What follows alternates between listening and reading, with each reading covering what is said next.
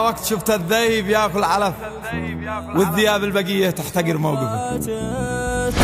هذا جوابي على الشاعر الذي قال الذيب ياكل علف، الشاعر هاشم الشامي. الله.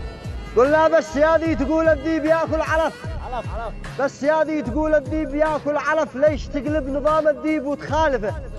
العلف للغنم وانتبه توتصف. كف يا هاشم الشامي كفى سيخفه، يا ديار الذياب اليوم شبينا كف.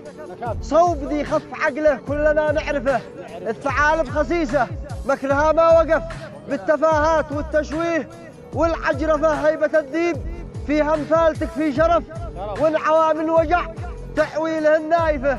زاد تمثيلكم بالجيب، زاد تمثيلكم بالجيب، ويش الهدف؟ أنت والداوية اللي موضته جايفة. عندكم قد رأيت الذيب جرحه نزف، ليش في الذيب قد زيدت والفلسفة؟ لأنت عايش مشوه، لأنت عايش مشوه وسط حالة قرف.